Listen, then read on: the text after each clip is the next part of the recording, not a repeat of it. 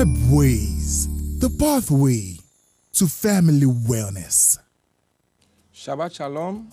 You are welcome to your program, the award-winning program on TV, the only program on TV that is propagating the tenets of complementary herbal medicine, which many people always call natural medicine. Today we want to discuss a very unique fruit, the one I'm holding in my hand. What is this called in your language? This is called plantain. This is the only fruit that you can eat it raw, you can cook it, you can roast it, you can use it to do so many delicacies, and at the same time you can even use it, you can, if you like, break it into, blend it, put it in your blender and use it to make so many delicacies or smoothies. So many things are possible with this fruit. What is the fruit I'm talking about? The botanical name is called Musa paradisica. That is the name.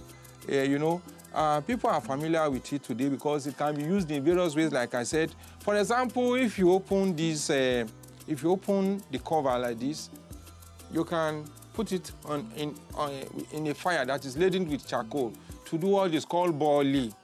Boli is very popular in this part of Nigeria, in the southwestern part of Nigeria. They call it boli, At the same time, when you now cut it, you put it inside a very hot granite or palm oil. Use it to do what we call dodo. And at the same time, you can also boil it, eat it with palm oil. You can also cut it, put it in your beans.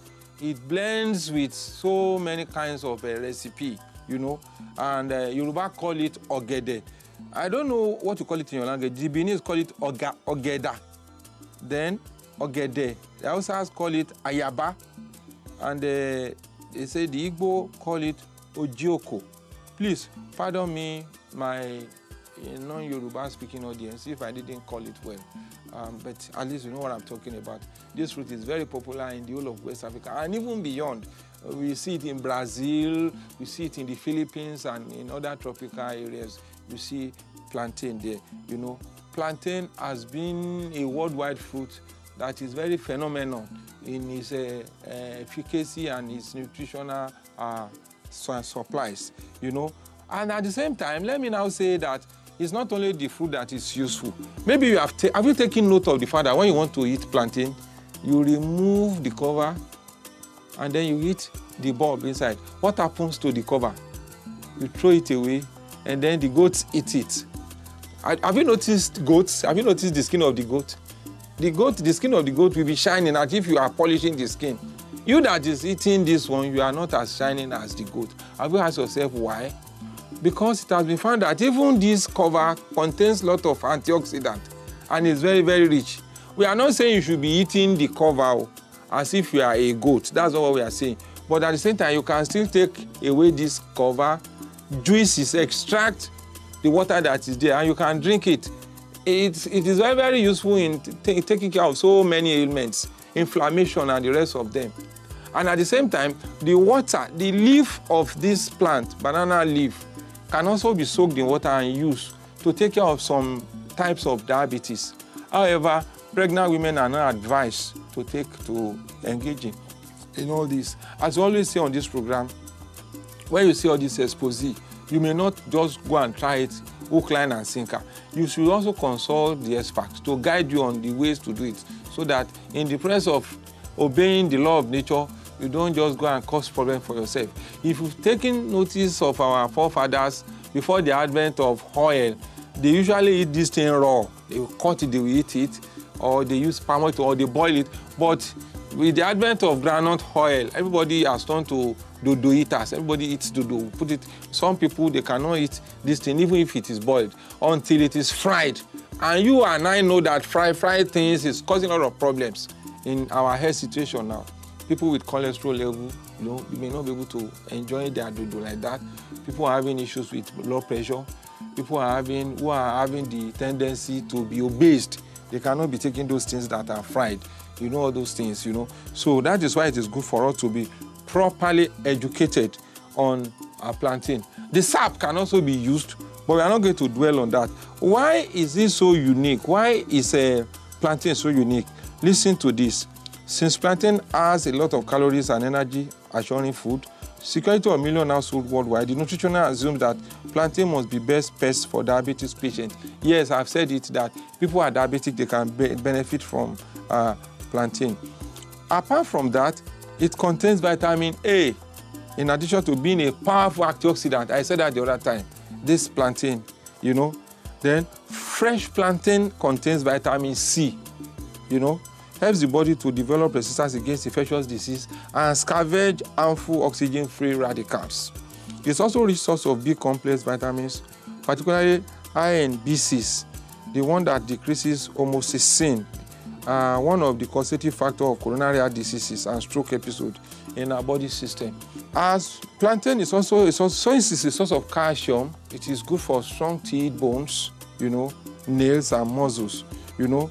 For ulcer patients, this is a recipe which you must also listen to. They say plantain should be sliced, soaked in water, you know, in 5 liters of water. Half glass of that to be taken for 2 weeks, you know. That equation is very, very simple. When you soak it in water, the water will turn milky. So it covers the surface of the area that is exposed or any inflammation or wound that is present in your stomach. And what does that mean? If that place is insulated, the vitamin C there will help wound healing. It's going to facilitate that. And hence, it will also act as an antacid. In other words, it will neutralize the acidity in your tummy. So that what we now have there will be ordinary salt and water. And there could be a relief for those that are suffering from ulcer. Plantain can be used for so many things. Even it has been proven that people who are having issues with low libido, you can always use your boilie with palm oil and eat it. It can restore, you know, your libido to some extent, provided we know the primary cause. Because you cannot be having issues with staphylococcus now, and you're having low libido, then you now want to go and be eating boilie with palm oil. If you like, eat what is more than boilie. Since the underlying problem has not been addressed, you cannot get it right, except you remove the underlying cause. So there are many things we can derive from our fruits, you know. And then what are we saying? We are saying that we should be eating more of our fruits. On this program, we are encouraging people to de-emphasize on eating foods that are bought at fast food joints. The snacks of this world, the pizzas of this world, they are not healthy. Those of us who have been privileged to travel outside the country, people who are always eating on fast food, the aftermath is not good at all. You see people growing very big, you see them having water in the lower part of the abdomen. You'll be asking yourself, you see adding some jerrycans of water in there, you'll be asking yourself, is that the kind of personality we want to be growing in this country? Certainly the answer is no. So let us try and embrace nature, because nature is our teacher, nature is our healer, and nature can teach us so many things. That's how it's going to be on this segment. When we come back to the second segment, we are going to take a particular element that when you are not taking this, you can have that ailment. Or when you are already having that ailment, by taking this, you can also, it's also good in managing that ailment. That has been termed the silent killer. They gave it that name because even if it is in your body, you may not know. And some people believe, well, I can manage with it. Well, I can manage with it. What is that ailment called? It is called hypertension. Or let's put it this way, we want to discuss blood pressure.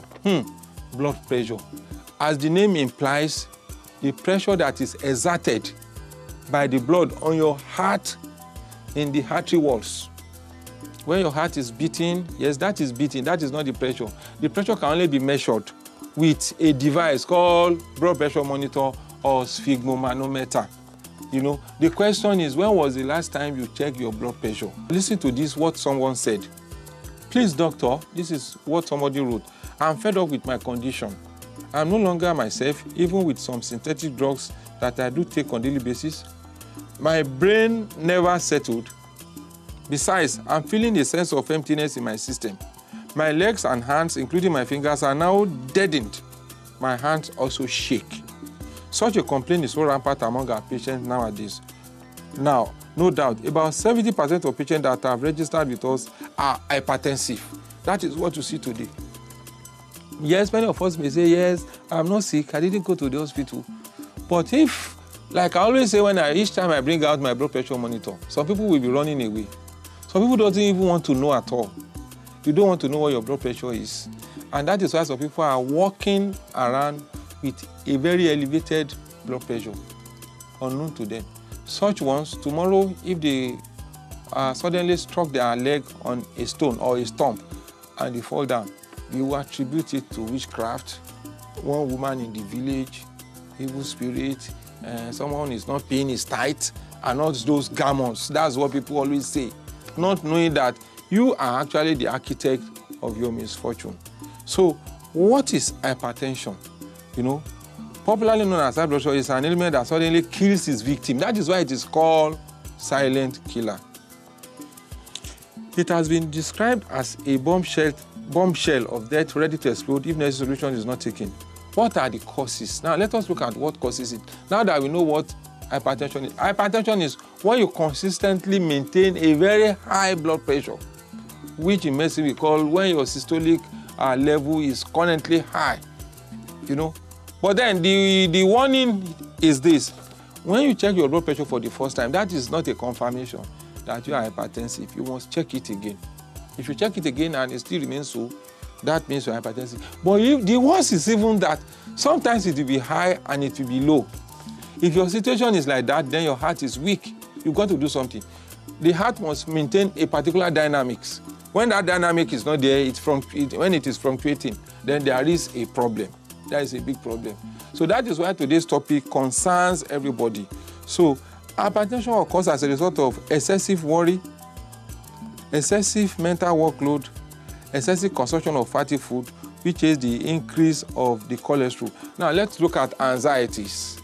All those things can be grouped under anxieties. Anxieties in the sense that you are worried, you heard the news, you are disappointed, certain things that are supposed to come, you have not seen it, or maybe it can even appear in our love life. Maybe someone has promised you to marry to you, the person suddenly back off, and then your blood pressure just shot up like that.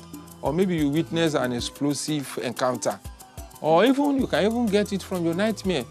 Maybe in your nightmare you saw somebody who was chasing you around with guns, and all of a sudden you woke up and you are shouting, and your blood pressure is still beating fast. Beat. That is the issue. So the heart works 24 hours in a day non-stop. If the heart should show you any sign of distress, it has to be seriously taken. Then excessive consumption of fatty foods. We just discussed it now. When you are taking foods that are made of fat. These days, we are in the era of cakes. We are in the era of pizzas. You know, those are some of the contributing factors. And of course, many of us don't exercise. We are so lazy that everything, remote control has taken place, has taken charge of everything. Even when we want to go to the toilet, we can even remote control it. It has gotten worse to that level. We cannot move around. We can't cook our food. We have the house girl who will do that for us. We just sit down in one chair and we'll be backing out instruction like the Emperor of Rome. That is not helping anybody. We need to exercise. We need to move around. You know, there are some of us, our job is sedentary in nature. In other words, the place you are sitting down is where all the things you are going to eat will come and meet you. That is not healthy. You need to move around so that the body can burn some calories and you can be active, you know. So, and the mechanism of it is that the blood vessels are supposed to be elastic in nature. In other words, it is flexible. But it will get to a situation whereby certain deposits are deposited on its walls, which could not allow that elasticity to take place. In other words, the capillary walls will be hardened. When that happens, the condition is called atherosclerosis, which is very, very serious. It's one of the leading causes of blood pressure. So, and when it happens like that, it can irritate the lungs. And when the lungs are irritated, you may start coughing. That is why when you are coughing and you are using all the expectorant, all the cough syrup, and your cough is not abating, you better go and see your doctor. Because that problem may not be traced only to your respiratory problem. It could be your cardio, it could now be cardiopulmonary. In other words, it could be cardiopulmonary, your lungs and heart. You know they are working together. Those of us who are science students, we know the relationship that exists between the lungs and the heart as far as circulation of blood is concerned. One will now start wondering, if I'm having this problem, what can I do? First thing I said is, make sure you regularly check your blood pressure. But the catch there is this. Even if you have the blood pressure monitor at home, you must make sure that you have the right blood pressure monitor. All those ones they are doing these days, they put in the fingers, they put in, I don't really have confidence in those ones. The ones I believe in are those ones that will wrap around your upper arm, very close to your elbow, with some inches away from your elbow, that you apply pressure. It can be automatic or analog, I don't care. But it should be accurate. But the battery-operated ones are more advantageous because you don't need any specialist to operate it for you. You can operate it yourself. But for God's sake, those ones that are using battery, when you know you are not using it, take away the batteries. Because when the batteries start corroding, the reading will be, erratic. It will not be really straight. It will not be what you want. Supposing you now check it and the thing tells you that your blood pressure is high, off you go to the pharmacy and you start buying drugs and you start using it. That is not the right approach. And I think we have to really educate ourselves on this. There's nothing bad if you have the blood pressure monitor at home.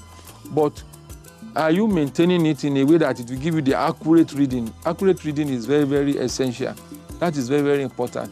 When you are not getting the accurate reading, you can also second guess. Supposing the thing says your blood pressure is high. There are some of them that even talks. If it tells you that your blood pressure is high, it's better you go and check maybe in a pharmacy. These days, so many pharmacies, they have blood pressure monitor. Go and check it there and confirm. If it is high, what do? Don't start buying drugs there and start treating yourself. Go and see your doctor. He'll be able to now open a file for you, look at your medical history, and pinpoint the right cause. Because in medicine, as we always say on this program, diagnosis is very important.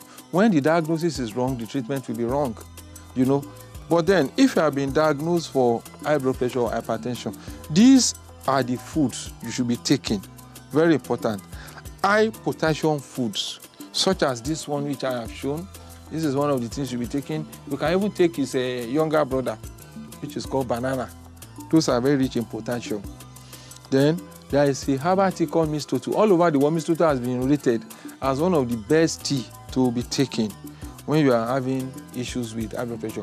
Then we are in the era of bitters. Most of these bitters too are good.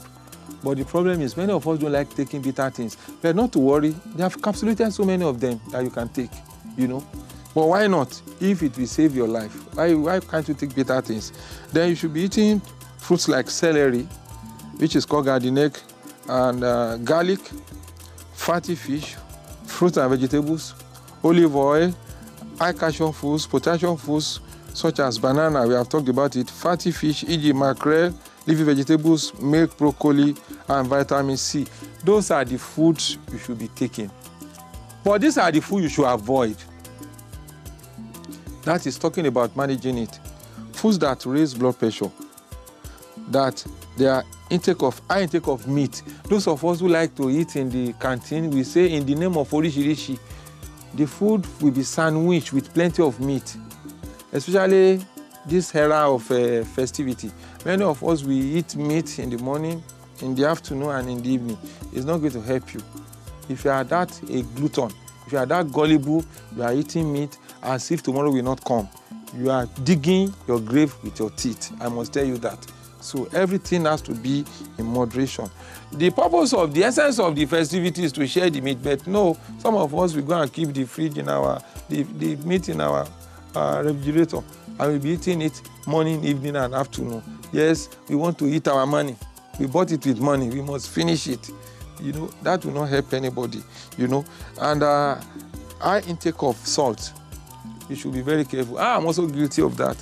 But then I have a way of purging myself out of that. I'm not saying you should be like me, but high intake of salt is not good. Then, now let's now come to treatment. That has always been the issue. Treatment. How can you treat someone who is hypertensive? And I want you to listen to this. The first thing you must ensure if you're hypertensive is this. Your toilet habit. What does it look like? And are there other underlying issues you are having? Are you diabetic? Is your kidney functioning well? I've said on this program, kidney, heart, and pancreas, they work together, So when one is diseased, it can affect others. You see some people, they will have issue with hypertension. You see their legs will swollen up. When that happens, You should also investigate the kidney, because kidney takes care of water in the body. That is why in acupuncture, the kidney is regarded as a water organ, because it deals mainly with the fluid in the body. The first thing to do is, yes, if your leg is swelling up or you are having that issue, do you go to toilet regularly? How many times do you wee-wee? You have to know that. If you wake up in the night, do you wake up to wee-wee? Then apart from that, what kind of medication are you taking? Do you take your medication seriously? If you go to hospital and they give you drugs, do you take it religiously? Some of us will say we are fasting and you will not take the drugs. And I always say this, if you are hypertensive, night vigil is not meant for you. If you are hypertensive, serious work is not meant for you to be, especially those who belong to a faith. We are clapping and all those kind of physical exertion is incorporated. You don't need it. If you try it, you just fall down and that will be the end, you know. So you need to take things easy. You must observe your sleep as at when due. If you don't sleep, your brain does not rest, your blood pressure will not come down, you know. Take your medicine regularly. In a situation where you are taking the drugs regularly and you are not getting any effect, you want to go natural. The first thing you do is, there is a particular salt which is called Epsom salt. Yes, Epsom salt. You can engage in Epsom salt bath. What will it do to you? It's going to open your skin pores so that your skin can breathe. Many of us don't even believe our skin do breathes. We have pores in our body. Allow your skin to breathe so that it can liberate some energy, some unwanted metabolite in your body can escape. In that case, it will also assist your blood pressure. Then, of course, magnetic therapy can also help. When you take water that is magnetized, then your blood pressure will automatically drop. Then listen to this. Chinese acupuncture has been one of the best and potent therapy for people who are hypertensive. Ask me why. In one of the regular 12 channels in acupuncture, the heart channel is ably represented. The heart channel is there, which you can use to correct so many imbalances in both the physiological, psychological, and anatomical changes that takes place in your cardiovascular system. There are points to be needled.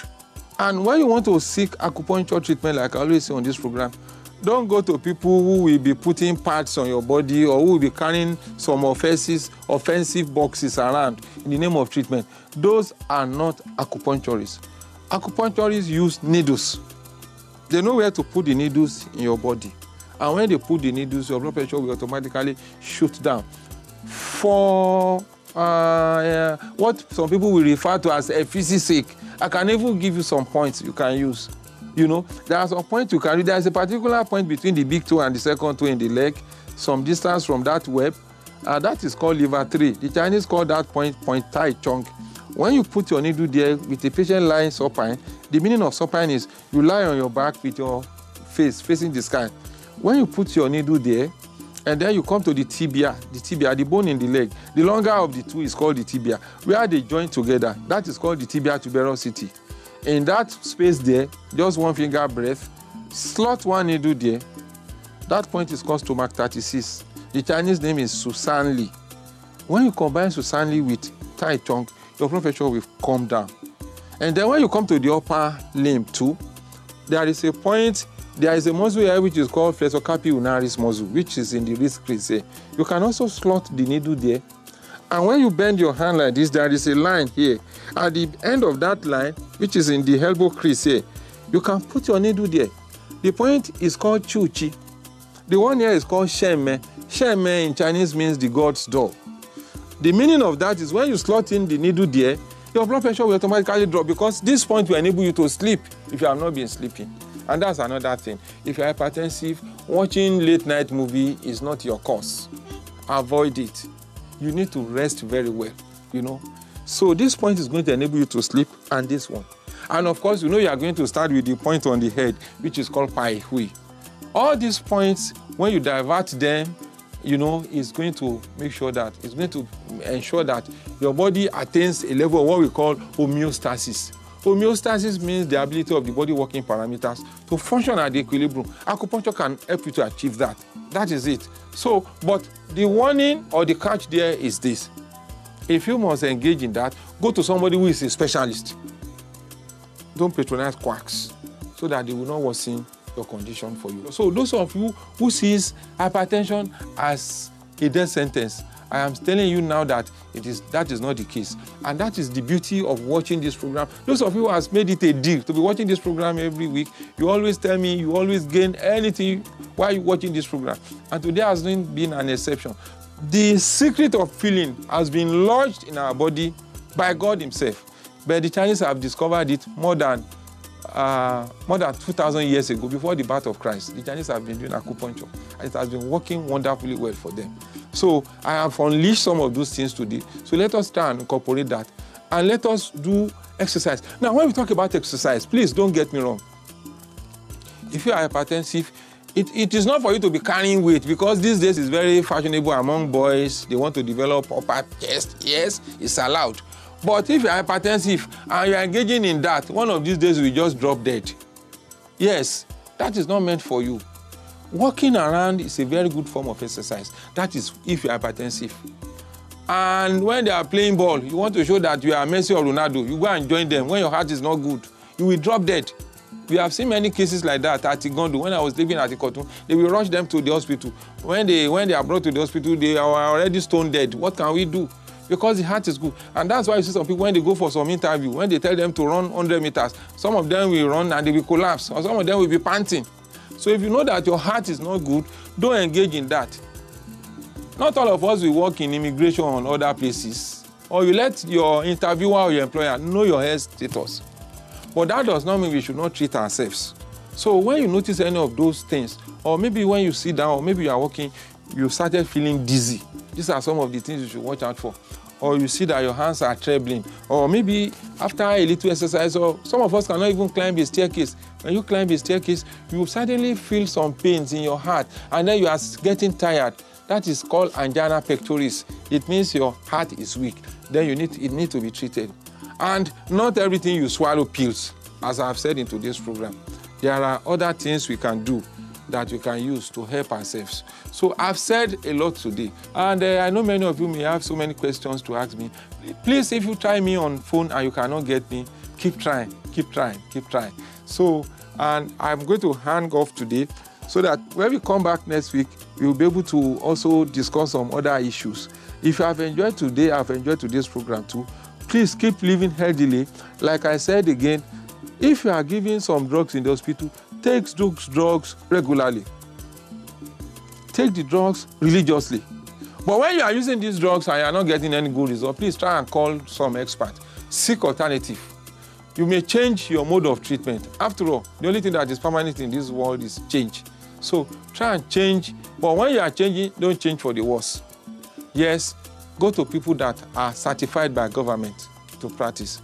Some of us on this program, some of those of us who are presenting you this program, we are certified by government. But we are not saying you should come to us. There are other people who are our colleagues. There are other people who are better than us.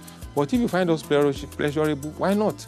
Because the ultimate thing is for you to stay alive and stay healthy. And that is the philosophy behind this program, for you to stay healthy. So that it is when you are healthy we can enjoy ourselves. So that is how it's going to be on this program. Shabbat Shalom. See you next week. Happy Saturday. See you. Bye for now.